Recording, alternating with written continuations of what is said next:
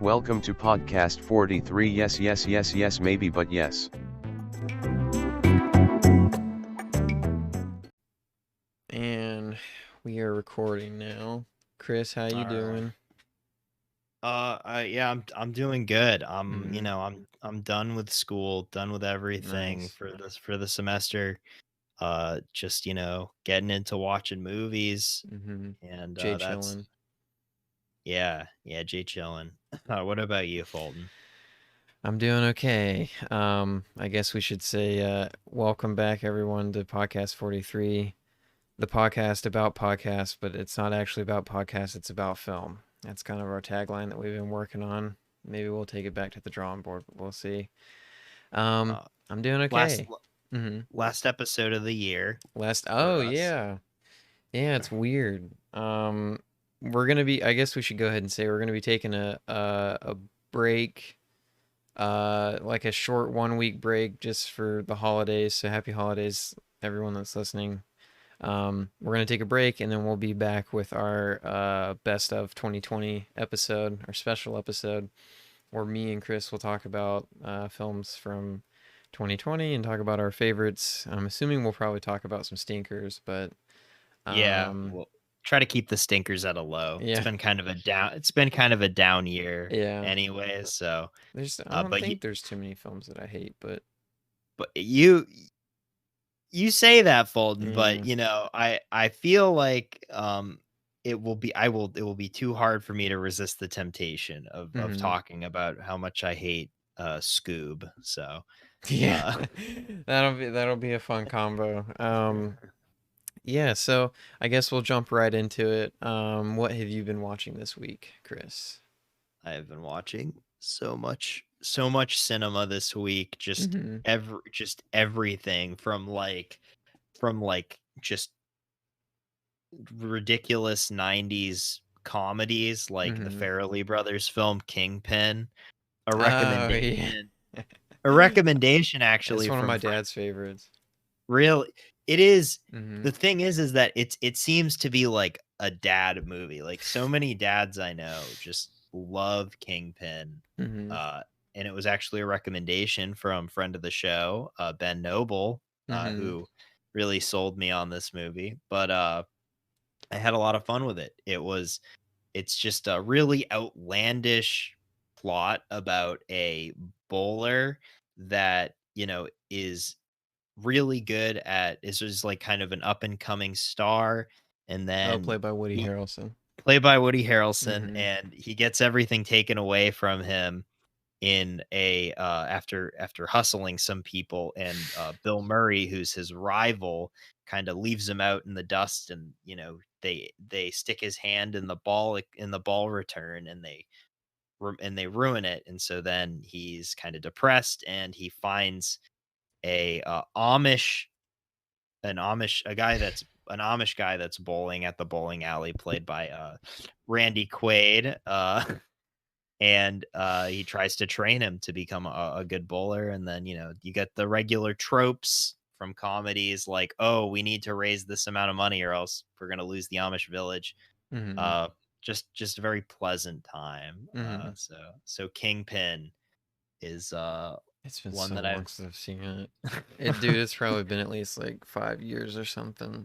It's crazy. I it's on remember, Showtime. yeah, a good performance from Bill Murray too. I do Yeah, really like his rivalry that he has. That's always fun. playing a womanizer too, like Bill Murray always Always does. does, yeah. Yeah. I see that Uh, still continued into 2020 too. But I oh guess yeah. we'll briefly talk about On the Rocks again next episode. Yeah. Yeah. Mhm. That'll definitely come up. Mhm. But I don't know. Let's see what else. I'll get a couple more in that kind of Yeah, go right in, man. that The Good Son, a 1993 film directed by Joseph Rubin, who directed Sleeping with the Enemy with Julia Roberts, and then that movie, The Stepfather, that slasher that I've kind of heard good things about, but I've never seen. Hmm. So this movie though is was one that we picked, me and some friends, because we thought it was going to be bad. Mm-hmm. And we were really surprised at actually how much we enjoyed it, and we thought it was a pretty well made thriller. It's Macaulay Culkin as a kid, because it's from '93, so it's only 3 years after Home Alone. But he is a psychopath, like a psychopathic, like budding serial killer. How old was Uh, he? If it was, he must was like it? prepubescent, like Oh, like wow. Okay. See, I there's this thought you were great talking about like young adult Macaulay Culkin. Like, no yeah. Okay. no Wow. and Elijah Wood's the other kid in the movie, and Ah, okay. That sounds interesting. it's his cousin. I don't want to give much away, but you got Mm-hmm. beautiful landscape shots of Maine. That's where it's filmed. Uh, Mm-hmm. Great line in the movie where Macaulay Culkin says to Elijah Wood, he goes, "Don't fuck with me." And to hear a kid say that is lovely. Mm-hmm. And then just a very satisfying ending. It really just kind of jolted me out of my chair. Mm-hmm. Honestly, I was so surprised. But yeah, that was a highlight. And I suppose the best thing that I watched this week though was Unforgiven, the Clint Eastwood movie from '92. I always see Uh, that one in like the $7 like Blu-ray at Walmart bins and stuff like that. that's a steal, Fulton. That's a Mm-hmm. steal. You gotta get on that shit. Mm-hmm. I own the Blu-ray. Mm-hmm. It's just a really it kind of takes the Western and like kind of what Eastwood was known for, coming up through that, through the Leone films and stuff. Actually, the in the end credits, in a quite lovely way, he dedicates the movie to Sergio Leone and Don Oh. Siegel, Mm-hmm. two of his two of the biggest creative partners that he worked with. You know, Leone with The Good, the Bad, and the Ugly, and the Fistful of Dollars trilogy, or the Man with No Name trilogy, and Siegel with Dirty Harry, Escape from Alcatraz, The Beguiled. Mm-hmm. Um, so he takes the Western and he turns it on its head, and he makes it a realistic revisionist Western, kind of about how brutal the West really was, and he has all these characters that kind of serve as different roles in what he's trying to say, and Mm-hmm. how like he kind of represents like the older, like hardened Western hero, but people don't like him the way that they like other characters in those older Westerns. He's just a, kind of just a horrifyingly, scary bad person. Mm-hmm. And you have like a writer that writes about these tales and romanticizes them the way that we romanticize the West in our like modern vernacular of like just talking about this time Mm-hmm. that's, just so American, but also like is given kind of rose tinted glasses, not like a place that's actually horrible, Mm-hmm. like that's like Yeah. super dangerous. So yeah, the I can, that was great. Mm-hmm. I could talk about uh I don't know, other stuff later Mm-hmm. if you want, but I don't wanna hog the podcast, of course, No, Fulton. man, So I feel bad. I haven't it's just been a busy week, getting closer to Christmas and everything. I've had to do a lot of Christmas shopping. And so I haven't had as much time to watch. I actually haven't watched a single movie besides the two double feature movies that we did this week. So that's kind of a shame on me thing. I just haven't had the time. But um, instead, to fill that void, I watched Murder on Middle Beach, which is a new HBO docu-series. And I heard about this one. I saw the trailer. I thought it always looked really interesting, but I was talking to um one of my mom's clients and stuff like that, and he was telling me that the filmmaker actually went to SCAD and he lived in Georgia. And there's actually some shots shot in Georgia, and the cool. director's name is Madison Hamburg. And basically, for people that don't know, I don't have you heard of this docu-series? I actually haven't. I saw Mm-hmm. that you watched it, but I had never heard of it before. I Yeah, assumed that it was Netflix because they are all about those murder the true docu-series. crime. Yeah. Yeah, true crime stuff. So, I do like this one. I'm still trying to figure out how I feel about certain aspects of it. Because the story is that Madison, the director, his mom was murdered in 2010, I believe. And it's still an open case, or open Uh, slash cold case, and so he was trying to basically use the documentary as a way to get to know her, but as a way to solve it, right? mhm. And so I think with documentarians, there's a line um, that exists, and it's I think it's necessary for him to insert himself within the documentary. And the part that makes me feel iffy about it is that with a lot of true crime documentaries, you have like dramatic reenactments, right? And so none of that happens in the film. So I think the film's execution is fine. And like the story is naturally very interesting. I just don't know. There's still something that sits with me that's uneasy. I don't know if it's the. I mean, I can't even imagine how hard it is for him as a director, to have to investigate all this stuff and to go through all that stuff and to put all of his family, to interview his family and put them out in the world like that, because he doesn't Yeah. shy away from showing the uglier aspects of family drama, and every family has that stuff. So so yeah, I guess like the you can look at it a few different ways, right? So he makes a documentary about his mom, and one interpretation of it is that he makes it and he does profit off of it. But I kind of see it. That's kind of where my head was at. I was like, it's weird as a product.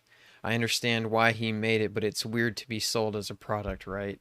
Um, to make money off of that. But you can also look at it in a way that he's using this as a platform to gain awareness of the case and to push people more to look into it and to get more help, and maybe that will you Yeah. know accumulate in something, right? But like it kind of ends on a pseudo cliffhanger, right? So I'm sure he'll probably make another kind of like epilogue episode, depending on how that goes. I don't want to like give away the ending of the series because it is quite an interesting watch. Um, but yeah, so that's mainly what I got into instead of I got into with my free time. So I would recommend. You normally can't really go wrong with HBO miniseries. Like I think The Jinx is amazing, or not. I shouldn't say amazing. I really like The Jinx. It's very interesting, and then um, Awesome, dude. No. yeah, it's quite scary. It's Yeah. weird, man. That That somebody would you just know. like admit all that stuff on camera just so Yeah, amazing. there's like I was looking it up. There's some discretion um about Robert that if they Durst. edited it and stuff like that. Yeah. But who I mean, that's the thing, It's right? With docu, like you pointed it out one time to me. I didn't. What were you gonna say? I'm sorry, I didn't mean to cut you off. Oh no, no, it's just yeah, like are we just gonna say that documentaries are just another form of fiction storytelling? Yeah, no, like Yeah. exactly. Yeah. It's weird to feel I don't know, strung along, I guess. It's weird, especially when they're trying to give you the truth. But it's something there's a good way to do a documentary and there's a bad way. And we'll get into a bad way. I guess I kind of want to touch on that with the documentary that we get into. I don't think I won't spoil anything. I'll wait till we actually, talk about it. Yeah. Um 100. Yeah. but Uh were there any other movies you wanted to talk about? just a few that I'll Mhm. kind of Out of 2020 releases, I knocked out two this week. More kind of lackluster ones that aren't really getting a lot of buzz. Underwater, Mm-hmm. and Downhill. Underwater, I found to be quite enjoyable. People don't seem to be liking this one too much. It's got Kristen Stewart in it, Vincent Castle, and the infinitely talented TJ Miller. What a funny guy he is. I'm just kidding. Mm-hmm. He's quite horrible in this, but he's not in it for a while. Mm-hmm. He's just in it at the beginning. So I just found I just found it to be kind of a fun romp. I like underwater civilizations, like that kind of stuff. Mm-hmm. It's got kind of cool monsters, a bit Lovecraftian. Check it out. It's on HBO right now. Downhill, on the other hand, sucks. It's a The Will remake of, Ferrell. yeah, the Will Yeah. Ferrell, Okay. Julia Yeah, I've Louis seen that one. Dreyfus movie. It's a remake a uh, of a Swedish movie, Force Majeure, which I heard about when it came out, and I just still haven't gotten around to checking it out. But Mm-hmm. I know that the people that have seen it have said that they really kind of change a lot of things in Downhill, Yeah. and it just didn't know what it wanted to be. Mm-hmm. It was half comedy, half Drama. drama, but it wasn't a dramedy. Like, that was the weird thing. Like, I don't know, maybe do you agree with what I'm saying about it? Like, Um, Something definitely felt off. I don't hate the movie, but I don't really love it. I say that a lot, but I don't know. I just kind of was like, eh, you know. well, I saw that that's the one thing. in theaters on Valentine's Day, I'm pretty sure, which is the Yeah, I think it perfect was a movie to see. February about a lovely couple. Yeah. And then I'll just finish it off by talking about Oh, I do want to Chris. see the original. Yeah, Yeah, that one I really do want to see. Sorry. I mean, we could definitely that would be a good one to talk about on the podcast. Actually, it Mm-hmm. seems. Uh, but yeah, just stop doing that, America. Like, we don't need to take other things from other countries and just Americanize it. Mm-hmm. It didn't work out with the In-Betweeners. And Oh.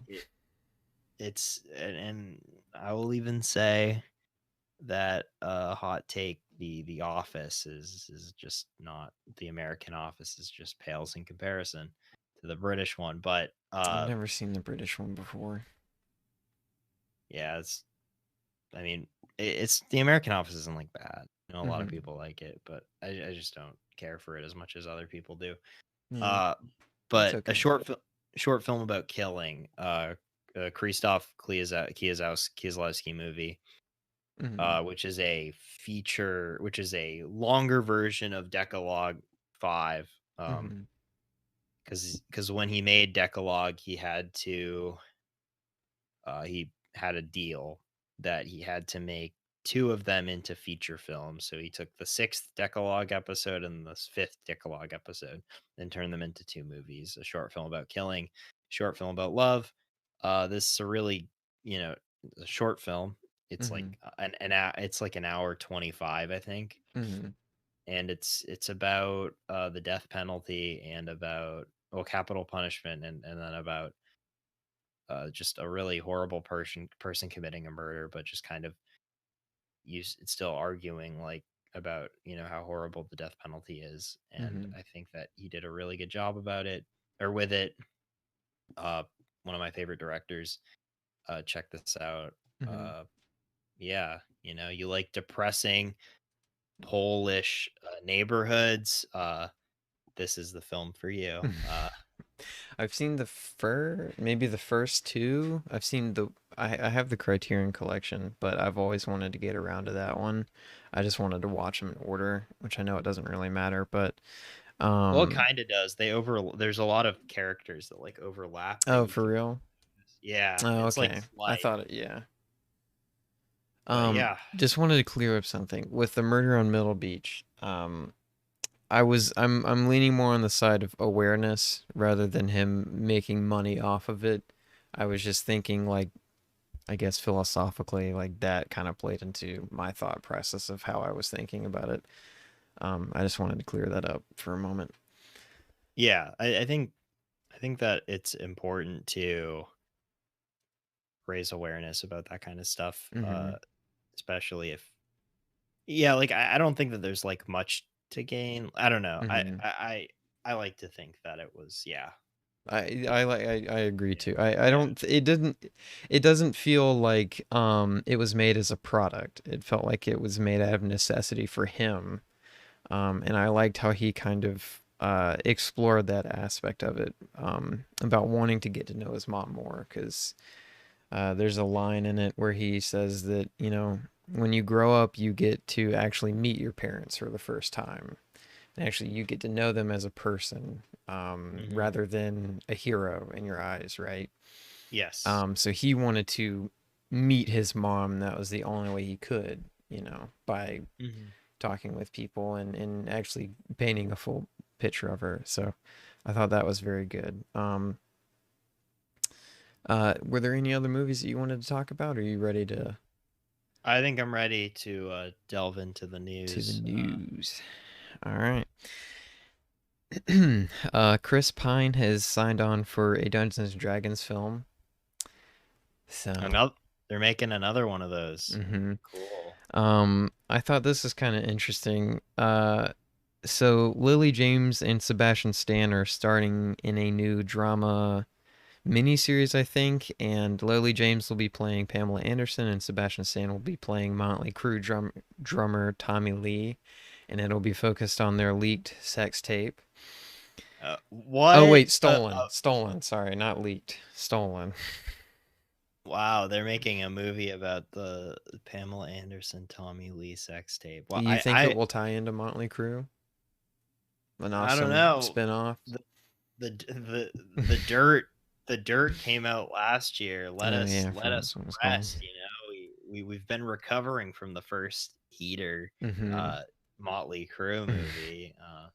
I'm surprised that they didn't do the Kim Kardashian Ray J movie first. I feel like that would be at the top of the Oh list as my far as God. sex tape films are. I feel like that would concerned. just get demolished even before it could even start, you know? Yeah, Like yeah. I can't imagine Kim or No, Kanye neither. being fine with that. Naomi Aki will be playing Whitney Houston in a new biopic. Um, Podcast favorite Ben Wheatley released a Let's teaser for go. his new film In the Earth.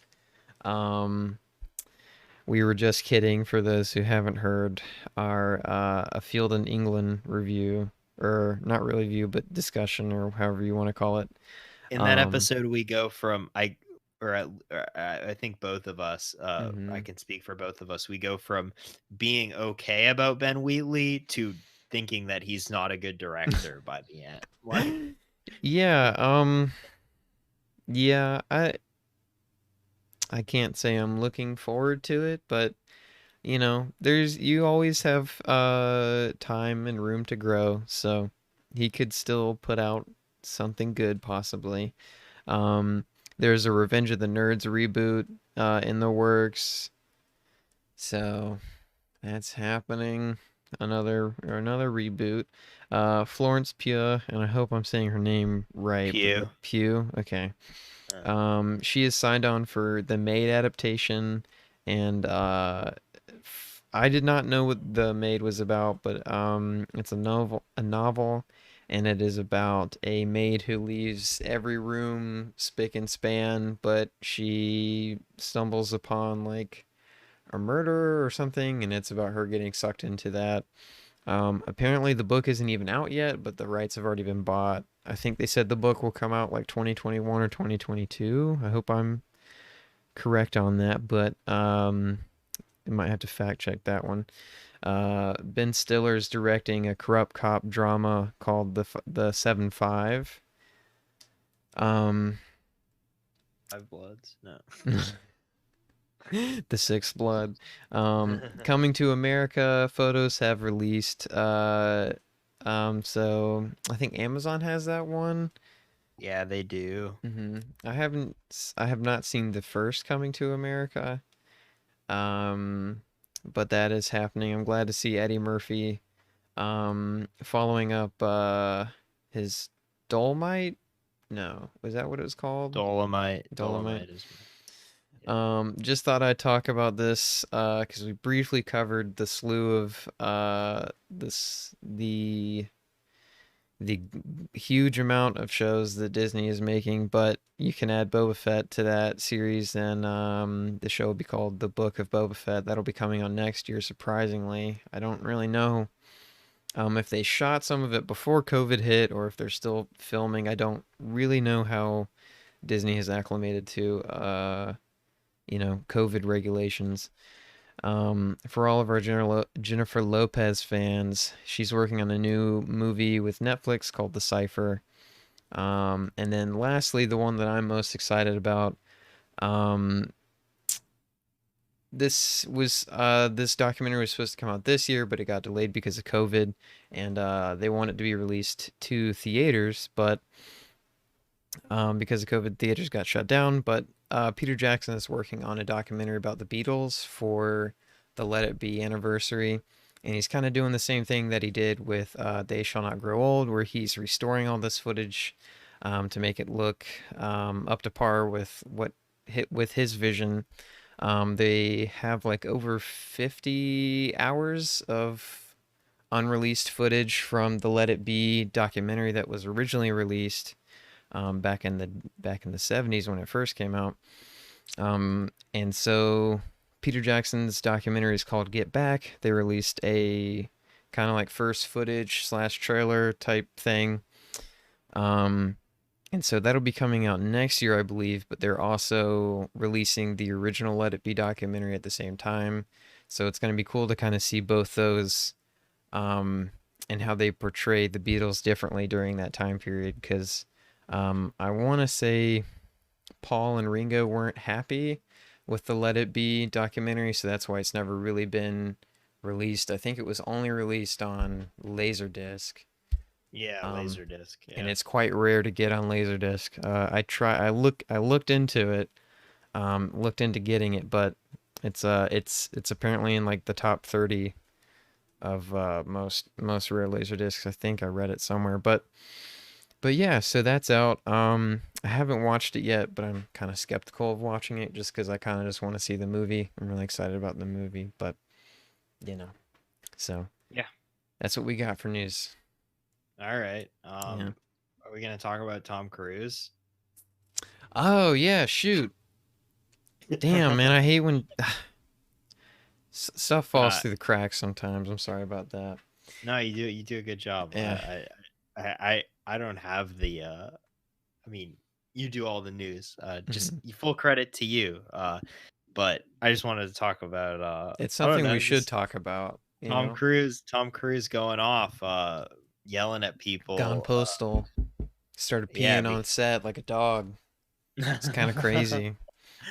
Yeah, the thing that it reminded me of the most, the video of Tom Cruise yelling at people on the set of Mission Impossible 6 for not uh 7. 7. Yeah, Mission Impossible 7 for not following COVID regulations is that that that audio recording of Christian Bale yelling at people on the set of fucking Terminator Salvation.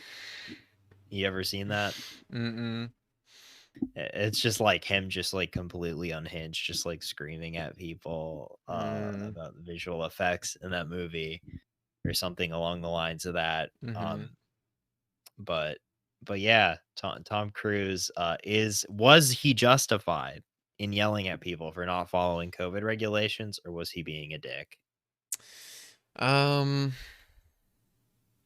I think I think the answer for me kind of lies in the middle. I think he was justified to be mad about it, but I think to curse at them in the way I haven't seen it, but from what I've read, to curse at them the way that he did, I don't think that was right. But I kind of agree with what he's saying when he's like, listen, we're trying to create thousands of jobs without this shit is failing, right? Because like a lot of production companies haven't acclimated to COVID regulations from what it looks like, with everything getting delayed and shoots Yeah. stopping and starting. And it's something that me and you are going to briefly talk about, or not really briefly, but we're going to have to talk about in the during our feature film discussion. When a film stops and starts and stops and starts and stops and starts, it drives everyone mad. Like making a film like at all is like extremely difficult, and so I can't even imagine all the pressure that he's under, because he's also a producer. And but just because all that pressure's on him doesn't give him the right to yell at everyone. Yeah, no, of course Um, not. but he's like teaching other production companies on how to, deal with COVID right now in the film industry. He's like actively trying to help the film industry. I appreciate I appreciate it because he's so like out of all the things that a celebrity could be yelling about, it Mm-hmm. at least feels it's like at least it's selfless. Like Yeah.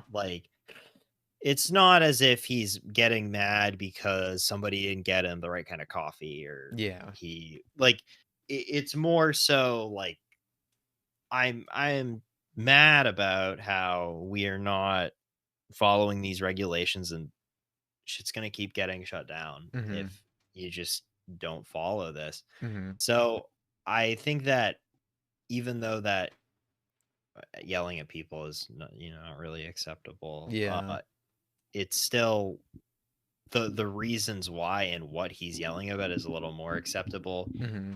than like something more inconsequential Mm-hmm. diva-ish Yeah. behavior that you'd get from a lot of other stars or a lot of other leaked stuff. Mm-hmm. Yeah. Like, no, I mean, I agree. Um, I, like, yeah, that's why I said it kind of sits in the middle, because I don't think he should necessarily be yelling at them and cursing at them the way that I have read. But I think um, he's kind of justified in what he's saying and why he's saying it too at the same time. But you know, So yeah, I guess yeah, that's it for news and other stuff. I suppose it's ad break time. yep. And we are back. Hey, Um, so our two feature films this week are The Man Who Killed. Oh no, sorry, Who Killed Don Quixote, and the man who killed Don yeah, Quixote. yeah, The Man Who Killed Don Quixote and Lost in La Mancha. I hope I'm saying that right. Yeah, So I'll briefly kind of give a breakdown of it. The Man Who Killed Don Quixote is Terry Gilliam's dream, not dream but passion project, and he's been trying to make it ever since the 91, 89 actually. 89. Okay. Yeah, So he's been trying to make it since 89. He had a chance to make it in the late 90s, right? yeah. He's had Mm-hmm. multiple chances. Yeah, and it never really seemed to work out until it finally got made and released in 2018 with Adam Driver as the lead actor.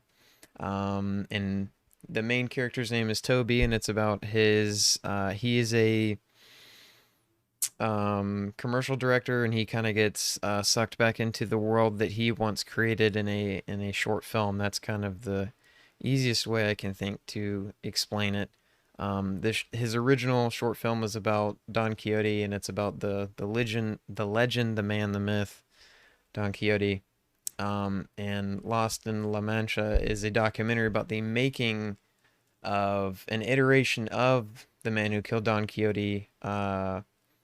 Back in the late 90s, early 2000s. In that version of the film, it was a completely different one from what it looks like. That one had Johnny Depp in it. So I'm gonna. And John Rockfort as Oh yeah, that's right. Don Quixote, and Mm-hmm. actually he passed away a year before the final product came out. I mean, he wasn't in the movie, but Yeah, it just shows how long he it had. took him. or how long it took. Yeah, him. So, should we start out with Don Quixote or Lost in La Mancha? Which one would you like to start out with? I think we should go Sorry. chronologically. So Okay. I think that Lost in La Mancha first. Hmm. So So, what? How did you feel about Lost in La Mancha? I liked it. I thought it was good. I I mean it's a documentary that kind of lacks a little bit of lacks character. Yeah, I And completely agree. I don't really have like I have a lot of problems with a lot of documentaries for that reason, that I just feel like I'm just getting information, and I love getting information, but Hmm. compared to like narrative films, I feel like I don't get as much from them. There are some exceptions. Like I think Hmm. that Citizen 4, the Snowden movie by Lauren Portria Portrus Poitras, I don't know, Hmm. from 2014 is a fantastic movie, and it's just because it tells the story so well. But this, I don't know. Uh Not as much. It. However, Hmm. however, I did find the story interesting, and both me and you like the filmmaking process a lot. Hmm. We buy movies for special features, Hmm. all that shit. So this is all kind of interesting in that way. At least Hmm. that's how I felt. Yeah, I mean, I really enjoyed this story. I just thought in terms of execution of the documentary, and I'm not trying to sound harsh when I say this. It kind of felt like I was back in like elementary school, and it just felt the documentary felt kind of bland to me. Um, Yeah. but I think the story is very interesting. I just like it almost felt like um it could have been a lot of it felt like I don't know, like I don't know if it needed to be a full length feature documentary, if that makes sense. Yeah, I agree. Cuz it definitely feels like it could easily be summed up in 15 minutes even with that footage to show Terry's struggle. And like I appreciate watching it and I appreciate that it was made cuz it is an interesting look into a man really fighting for it.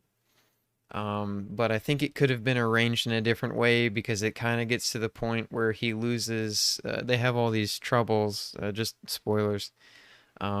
They have a lot of troubles with the production, with bad location, and then it raining, and then them losing a ton of the equipment, or not really losing, but damaging some of the equipment due to the rain.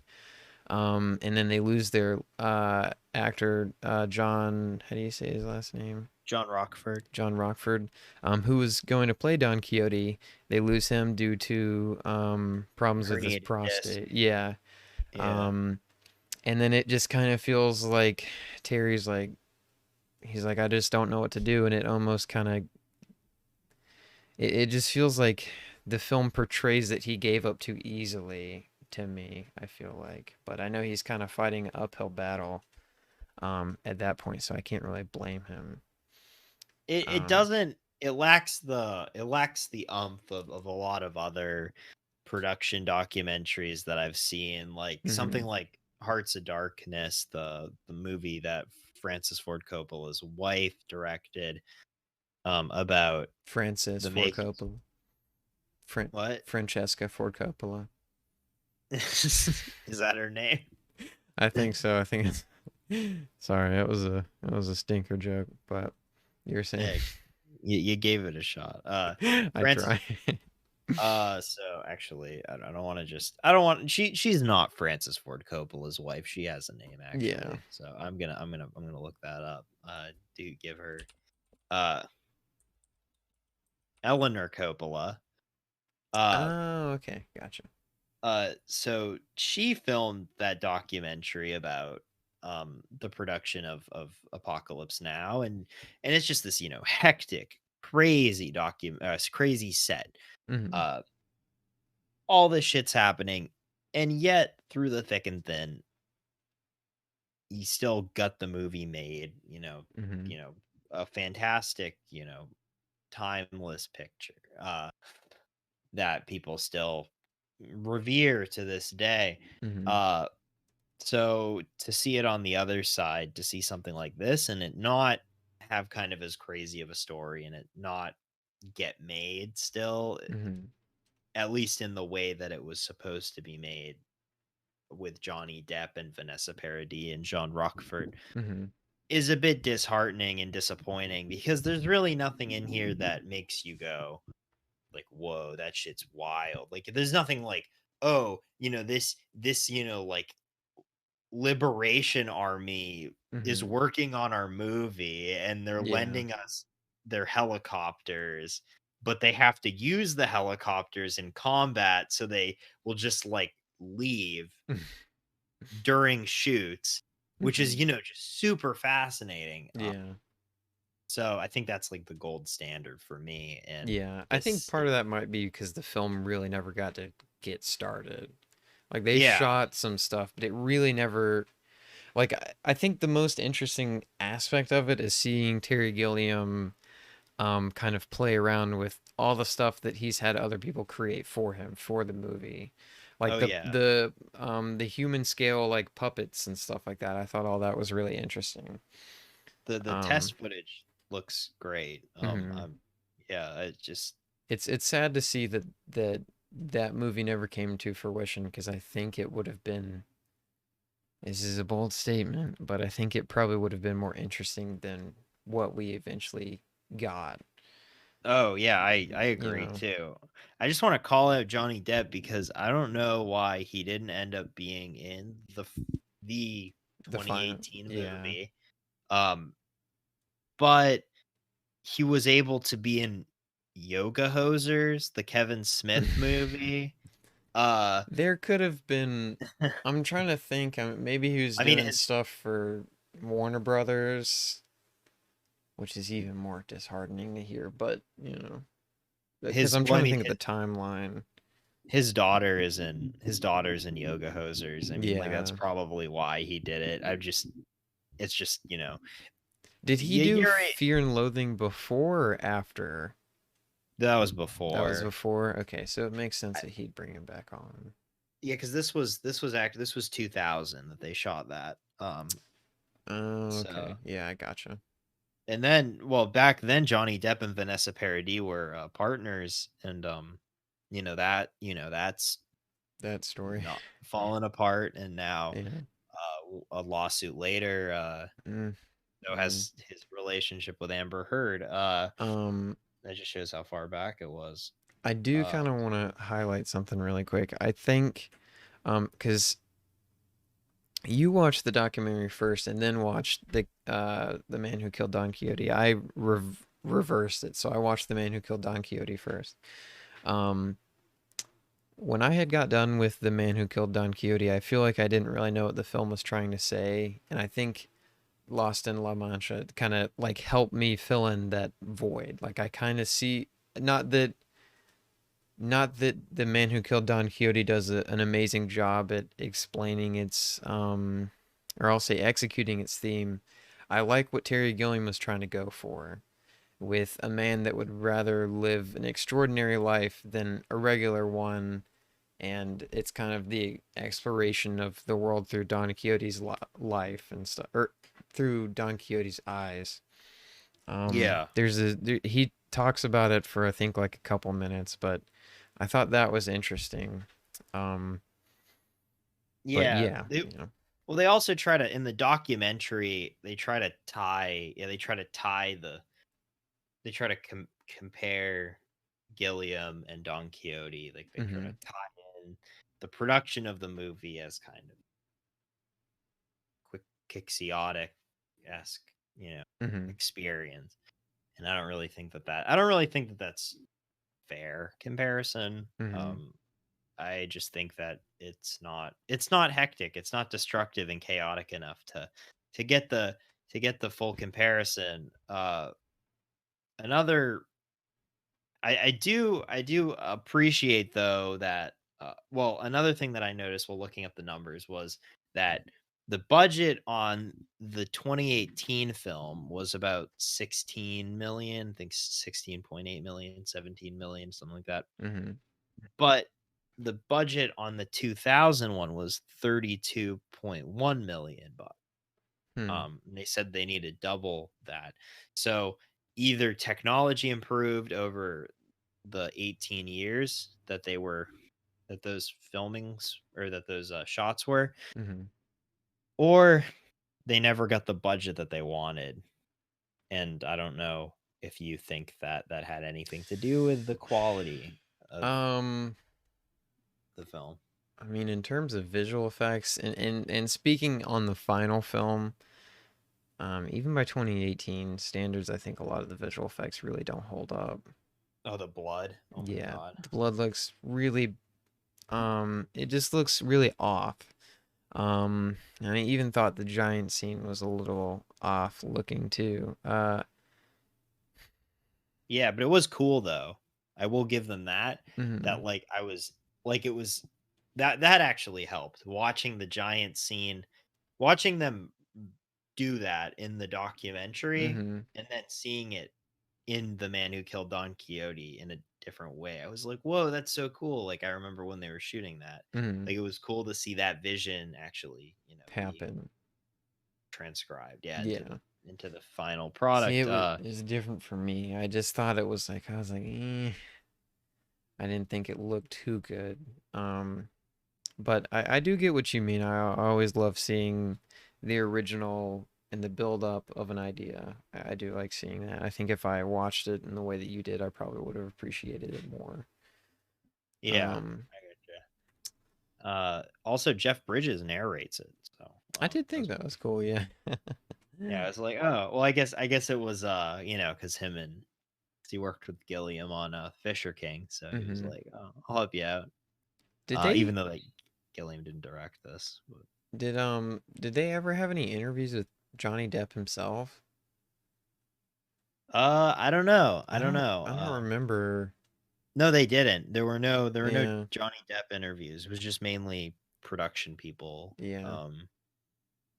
And not even Rockford did anything. Hmm.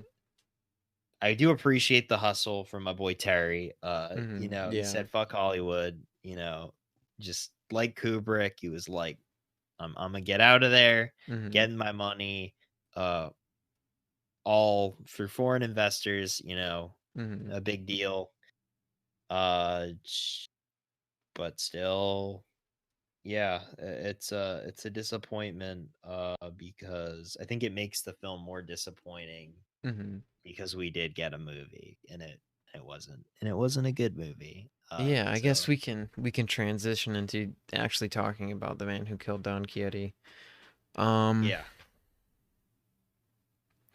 this has been one of the few movies that normally, like, over time, if I didn't like a film, it normally moves from I'll be like, yeah, I didn't like it, to like, yeah, it was okay.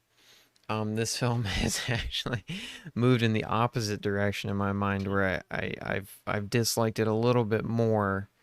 Um, but I don't truly hate this film. I think I just kind of dislike it. That's kind of where my head is at with this one.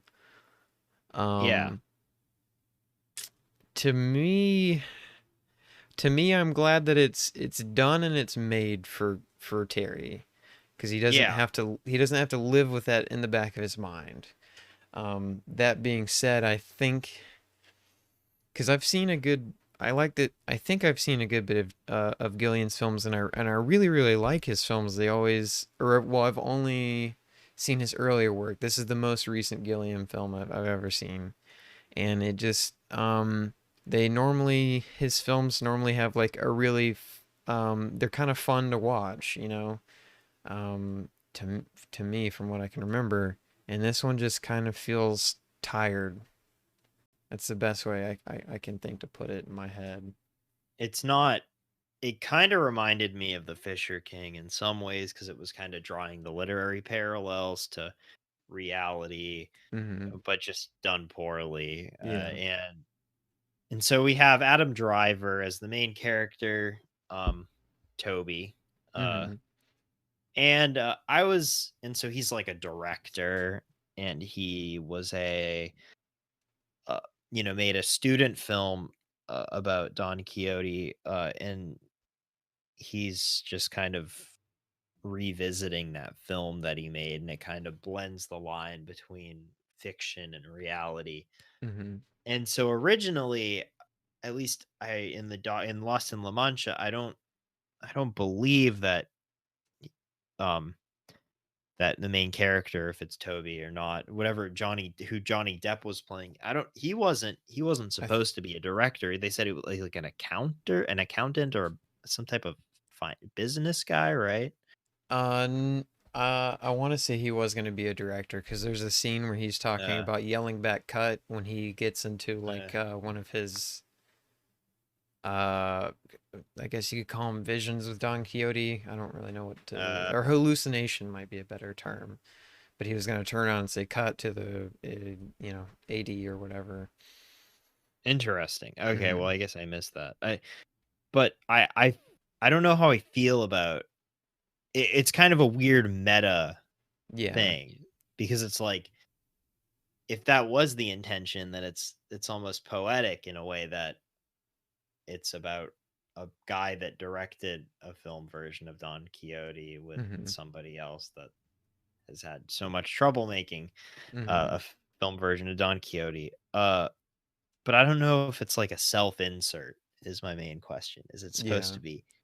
This is me. This I is Terry Gilliam, not Adam Driver. Really. I think to a certain extent it is, because he did write it. At least I know he wrote the original, the one that was going to be made in Lost in La Mancha. I don't. Yeah, I'm pretty sure he did this. I just don't know what happened in between, 2000 and 2018 with the insurance company thing. yeah, Um, we forgot to highlight that Orson Welles also tried to do this too, and he was never able to finish it before he unfortunately passed away. yeah. He shot little bits and pieces here and there. He Hmm. would kind of, that's just kind of how Orson Welles would roll. He'd just get funding whenever he could and kind of do his passion projects and like little segments and stuff. And was that Hmm. never able to finish this film? So Yeah. yeah, Which his which the shots that they show of Lost in La Mancha of Orson Welles footage, I'm assuming that's his footage. I think it is interesting to see in the final film how Toby's, air quote, Toby's footage does kind of resemble that black and white footage that you see of yeah, Orson Welles. I thought that was kind of interesting. I don't know if that was intentional or not. Um, but I believe to answer your question, I do think it is somewhat of a self-insert. I just don't really think it's explored yeah. It's too not. well. There's a few lines that I picked up on and wrote down that I also picked up on that I thought could be that. Like there's this one quote that somebody says to him that says your film ruined a lot of good people when Hmm. they're talking. Um or what's Angelica's father says that to Raul. him. Raul, yeah. Hmm. He says your film ruined a lot of good people, and I think Hmm. that maybe that's like kind of like making this movie, spending nearly 30 years did a lot to people and Hmm. relationships and stuff just because of the undertaking and the frustration involved in it. So, Hmm. but yeah, I guess we should also say Terry Gilliam's not an easy man to work with either. no, Which no, is Yeah, which is weird because in the documentary they try to there's like a few one-off lines where people say like, "Oh, Terry Gilliam's not really the man that he's portrayed to be as his hard to work with man." But then most of the film is him asking a lot of people, which I think is fine for a director, because that's their job. But he definitely does really push people to work. But I think that does kind of inherently make him a little bit hard to work with. But, you know, yeah. given It's his not like track record, I mean, he does normally put out very good movies. But, yeah, or at least well, that's another thing that I think we can talk about is like he mm-hmm. may just be past his Imperial, prime yeah. as far as like what like the amount of the quality that he Mm-hmm. can put out. And and I think that a lot of directors have that issue where it's like they can make a lot of good stuff in a period of time, and then you get older, and it's just not the same. Hmm. Francis Ford Coppola had that problem, Hmm. and so have many great directors. And it's and I don't really think that. I think he may have think that may have happened with Hmm. this. I guess only time will tell. But that it's I've been thinking about that a lot too, because I mean, especially with like music artists, you know, um, I think a lot of artists in general suffer. They become famous for the things in their art that make them them, right? But then, as an artist, um, even when you do try to create different things, sometimes you retread on old stuff, and it's hard to kick those habits. And it's weird kicking those habits because it's, a big part of you, right? But people do grow tired of it because it almost turns into the old, same old, same old. Um, and like I'm thinking of Terrence Malick, and he had his biggest thing was examining life. And then he did it with Tree of Life, and it was that build up, and he like really got it right in Tree of Life, and then he almost kept repeating it, which now I haven't seen a Hidden Life. I've heard it's good, but um, Yeah. you have that, you have a lot of times there's stuff that artists are, and this doesn't apply to all artists. Obviously, there are people that break this mold, but I think for a good bit of artists, they have this escalating kind of momentum, and then they hit it, and then that's like what they really become famous for, and then it's kind of hard to, Same um, old tricks yeah. kind of stuff. Um, Yeah, but yeah. there's a lot of movies in that in between that I haven't seen of Terry's filmography, so it's hard for me to make that statement just yet because I haven't seen everything. Dr. Parnassus is like, yeah, not really. I mean, Dr. Parnassus isn't Mhm. great, but and it looks like visually like vomit. Mm. But Is I that the will. one with? Wait, I'm thinking of There's a movie with Natalie Portman. I'm thinking of Emporium something. Mr. Megorium's Wonder Yeah, Emporium. that's it. Yeah, that's what I'm thinking. Yeah, With this is Dustin the Hoffman. Imaginarium of Dr. Parnassus, so I can Okay. understand the confusion. Does that one have Heath Ledger in it? I think. Yeah, it was that was Oh, one of the that was it's the weird. Heath Ledger died during the production of that movie, actually. Oh. Um, but yeah, so I just think he's kind of been on a downward trend. That's all I wanted to say. Mm-hmm. Um, but I wanted to also point out that this is a Crackle exclusive film, streaming exclusively on Crackle. Other than you can rent it Yeah. on any service, like I know Fulton did, but Mm-hmm. uh, I took the superior Crackle experience, and I didn't understand how ad breaks worked, and they just kind of like happen whenever. So when I was watching this, and the first ad break happened, and it was Doritos commercial. And Dude, sick. I was like, why the heck is Post Malone in this movie? And and I was like just a Doritos commercial with Post Malone in it. You'd think they'd warn you when ads are about to come on. Do Yeah, they not? that was the thing though, is that they put the ads in the movie. So it's like That's disorienting. yeah, it was like I didn't know when they would happen. I finally realized that it's like about every 10 minutes. Mm. Um but yeah, like it's weird that Crackle well, really wanted this. Like, I mean, maybe it was all they could get.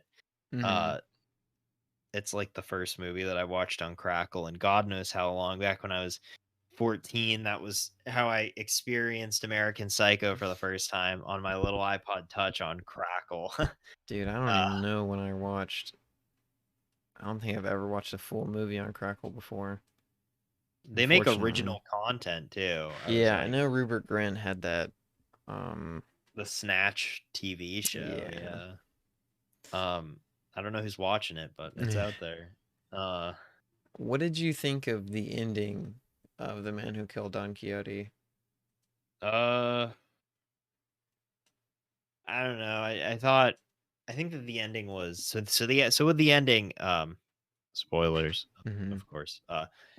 He goes so he has like, the he Angelica is like working with like the Russian oligarch guy that like they're trying to secure the account with. They're Mm-hmm. trying to entertain at the castle, and he tries to rescue her, and then that doesn't go too well, and then like he ends up getting out, and he bumps his head, and or he's hallucinating, because like he hallucinates throughout the movie, Mm-hmm.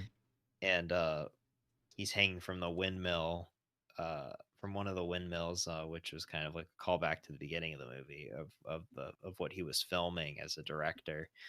And and Don Quixote hanging from the windmill too. Mm-hmm. And he bangs his head, and she asks Angelica, the kind of love interest, kind of, which is another thing I want to talk about because it's Mm-hmm. kind of weird because she was Yeah. like 15. Okay, but Yeah. Yeah. um, okay, but he bangs his head, and she's like, "Are you okay?" And he's like, "Pancho, or Sancho, Sancho, yeah. Sancho, is it you? Is it you, Sancho?" And so he's acting like the shoe cobbler that he cast in the movie, in his version of Don Quixote, that thinks that he's Don Quixote throughout the whole movie, and so he's kind of doing that routine, Yeah. and then it turns out that he's just kind of playing with her, and then they ride off into the sunset, and I don't know, I just didn't get a lot of closure from it. S- I was just kind of I like, I couldn't cool. tell if he was playing with her or if he'd He actually was, lost his. Okay, he was. Okay, yeah. I couldn't tell. Um, so that makes me feel a little bit easier on the film because I thought he had really gotten stuck as It's like, oh Don no. Quixote. Yeah. So I don't know why I thought that, but I was just like, because he does that smirk, and I thought that he was joking, and then he continues to say the line, but The smirk was kind of like, yeah, I'm pulling your leg. Yeah, that okay. was. Well, that's Uh, good. That makes me but feel a little bit easier. But yeah, I know. Yeah, the you were the saying. love, so the love Oh, I don't get any thing. closure from it either. Sorry. Continue. Oh no, it's just like, so there's Toby, played by Adam Driver, and Hmm. then there's also Angelica, played by Joanna Ribeiro. Hmm. Uh, and so when he's a student making his film 10 years earlier, from when the movie takes place, he meets this girl in the Spanish village, and he kind of says like, "Oh, you're gonna be a big star. I want to make you a big star. You're Hmm. and it's like kind of like he's into her and stuff. Yeah. And she's 15. Uh, and so then 10 years later, she's 25. Yeah. Uh, and then they kind of have a thing. But I don't know. I just couldn't shake. I was just like, that's so weird. Like, that was just very uncomfortable to me. Like, very It uncomfortable that could she have was 15. easily been avoided too. Why? By just not making her Yeah, 15? just like not making her. She could have been. I don't know. But Yeah, like, she could have been 18 or 9, or at least legal. yeah, That's the like, weird thing about it. I just don't understand why they did that. Why Terry Gilliam did that. Uh, There might yeah, not but be a simple answer to it.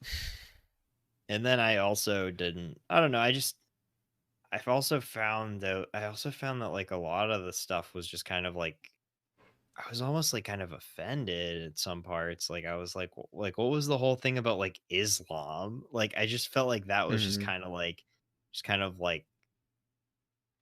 I don't know. It was just kind of like I feel it was underbaked. reactionary. Yeah, just like Yeah. underbaked, didn't have a Hmm. purpose, just kind of felt like reactionary, like, oh, we're making jokes about Muslims and stuff. And I didn't really have a point to it. Yeah. I would like to I see what was updated for this script and what Yeah. was, because I think, the film does feel kind of, it doesn't feel like a 2018 film to me. No, no. Um, it, and I think you're right when you have called it the Duke Nukem of the film industry, and I think that is like a Yeah. very fair thing to say because it's definitely a script that's been sitting around, um, Yeah. or not That's been not sitting around, reworked. but yeah. Yeah, reworked and scrapped a bunch of times. Yeah, because Hmm. like for background, Duke Nukem Forever was kind of a video game that had been in production for like 10 plus years, Hmm. and they kept, they announced it, and then they'd like Delayed announce it. it, delay it, like just start from scratch again, switch consoles. So like it, Hmm. and then when it finally did come out, people were just like, yeah, this isn't really that good. It Yeah. just kind of like came out, poof, and a bang, Hmm. you know, disappeared. Nobody talks about it. Hmm.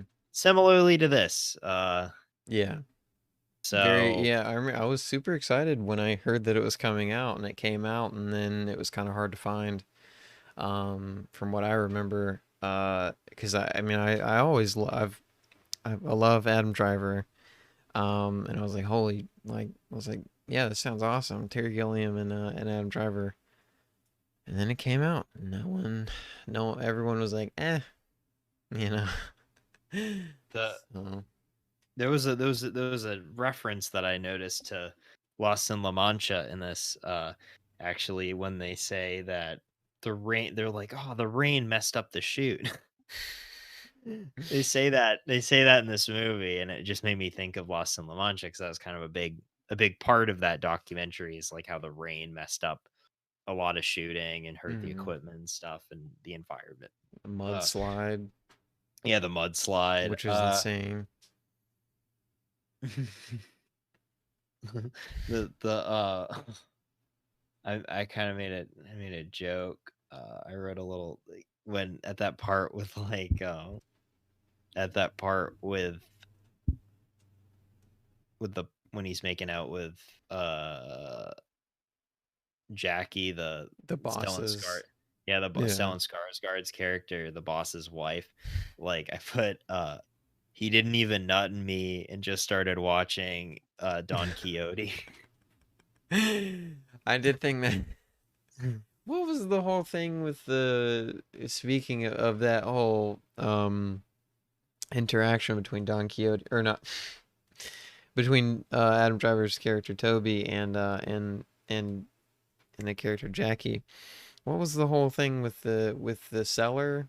I guess they call him the greasy gypsy, but I you know I I don't even remember if they give him a name. What Are you was the talking about whole? the thief guy? Yeah, because he Yeah. he shows up in the beginning of the movie, gets blamed for Toby's he gets blamed for well, Yeah. wrongfully accused for being a thief, because he looks similar to Adam Driver, to Yeah. Toby, I mean to say. Because Toby didn't want to own up to that he was about to get it on with the boss's wife Yeah. while he was away.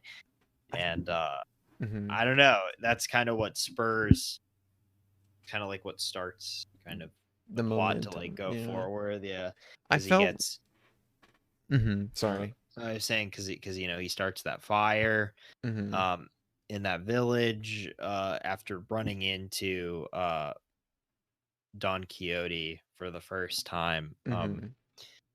or the man who thinks he's Don Quixote.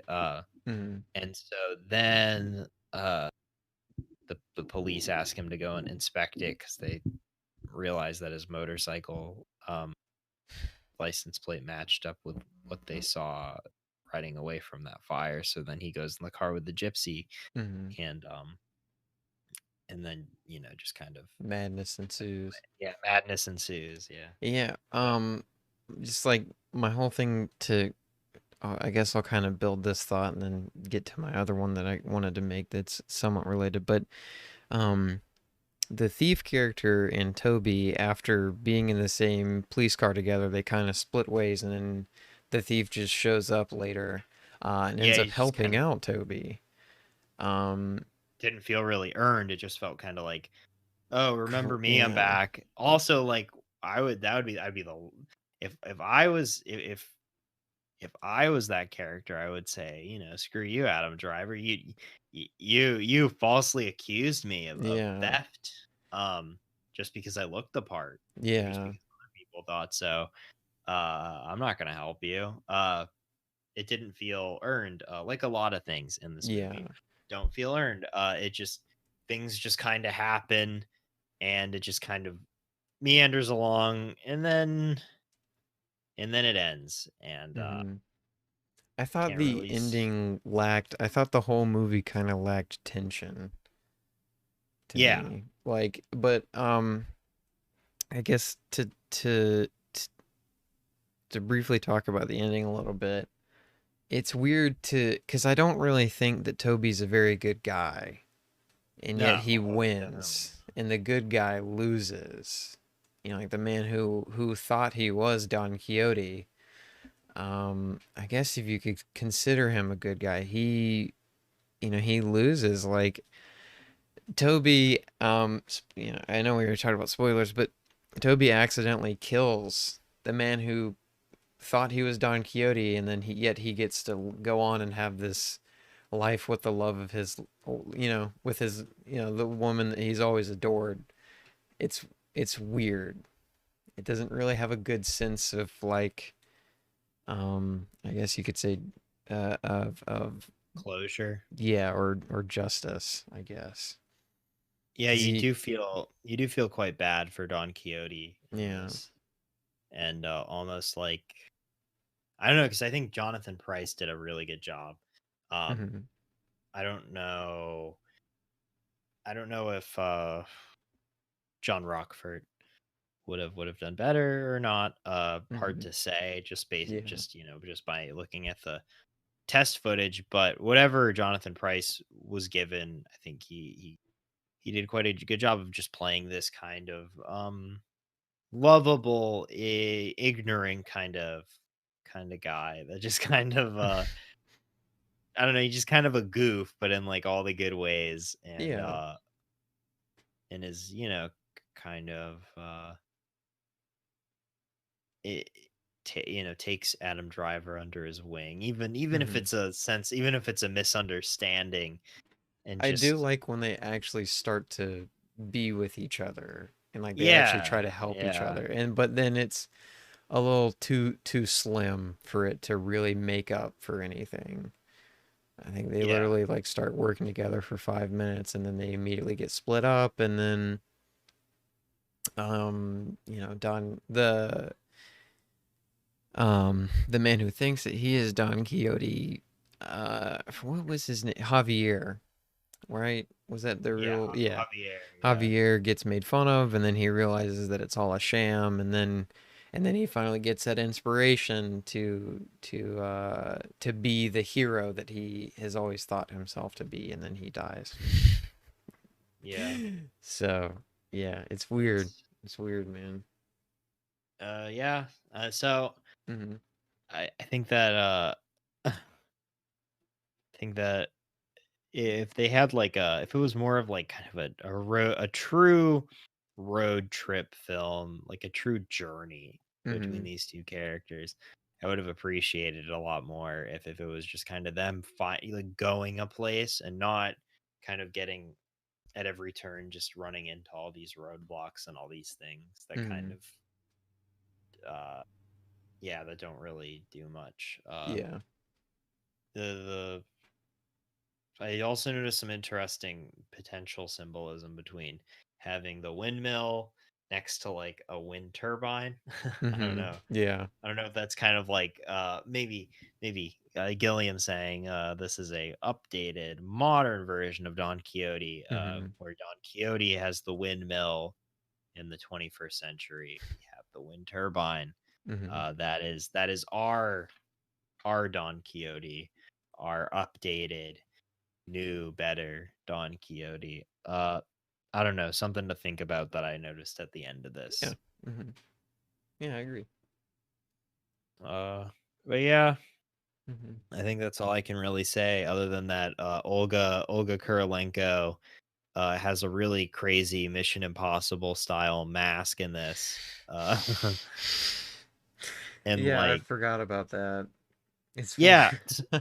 Well, that was another thing that kind of stood out to me was so there's this part near the end where he's trying to rescue Angelica, Mhm. Toby is, and so he runs across what he thinks is her in a room, and she's like, "Oh, help me," and so she's on a bed, and and so then he runs to her, and it's actually Jackie, played the boss's wife, played by Olga Kurilenko, who's Mhm. just like super horny for Adam Driver like the whole movie. I thought she had um a lot of fun with the role. oh It yeah, yeah. seems like, yeah. But she's like, yeah, so she really wants Adam Driver, and so it was actually her wearing a mask of Angelica's face, and it's like a super realistic mask. I just think it's funny And when she pulls it off, it goes like it's like yeah, there's a weird sound effect that it's like it was kind of funny, yeah. but it's like the only thing in this movie that really where like reality is like suspended. Like it Yeah. seems like it just seems really out of place. Like it's like everything else is grounded in a way because it's like, this guy thinks he's Don Quixote, but he Mhm. isn't. And it's not like all these people are working on a production of some sort. Mhm. So like just for that to just be there is just I just thought it was really funny. Like, Mhm. but yeah, props to her though. She thinks she did a good job Yeah. with what she was working on. Um so yeah. I'll say that it's a light recommendation from me. I think I'm not over the moon about it, but you might be able to get something out of it. I've always stood behind you're interested in seeing a movie, check it out. I Kind of where say I stand on it. honestly, I think people should watch I think people should watch other Gilliam movies before even Yeah. going near Brazil this is thing. I highly, highly, highly recommend Brazil. The director's Yeah, cut. like yeah, so just like I don't know, watch some other Gilliam before you watch this, Hmm. please. I didn't like it. Maybe you will like it. I Uh think it's really only for Gillian fans. yeah, for real Um, Gill heads. yeah. Um Gil fam. it it's definitely a movie where I'm more engrossed in the story of the production than I am in Yeah, the actual for finished sure. product. And I'm happy that it was able to be finished. Hmm.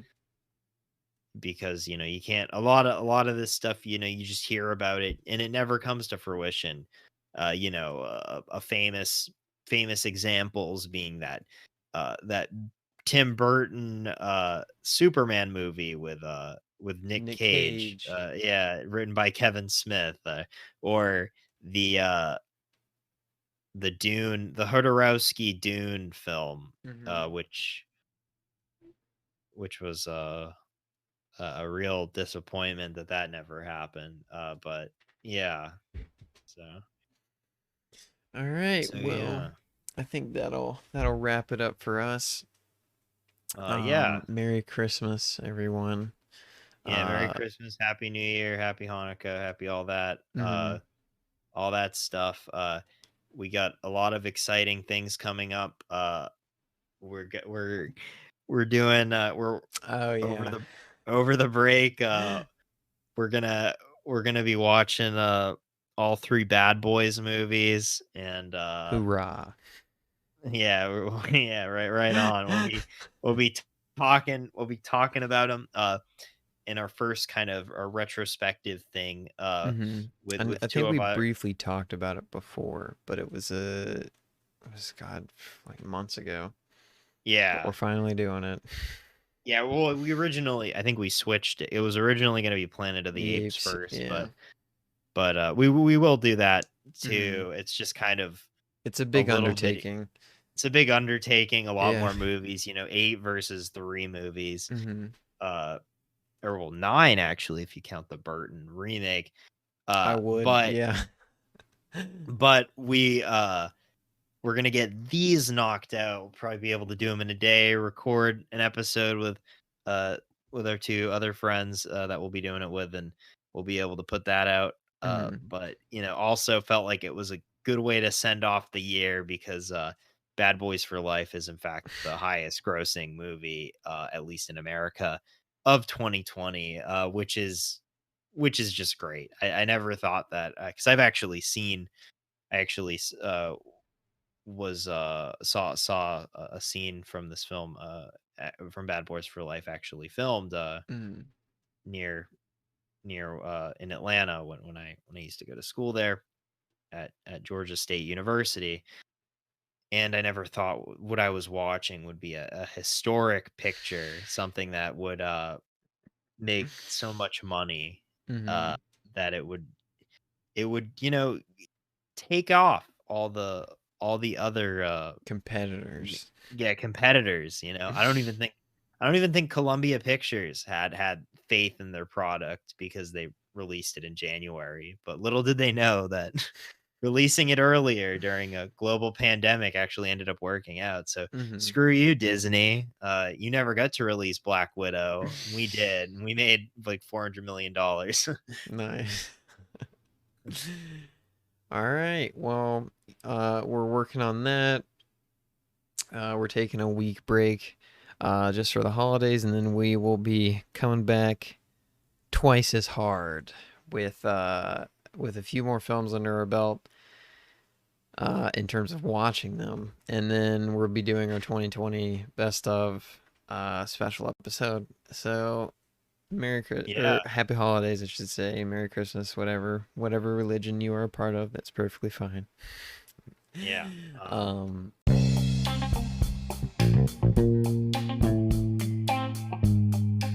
yeah, and Yeah, stay safe. yeah. Y'all stay safe, stay wavy. Y'all have a good one. There we go. All right, bye.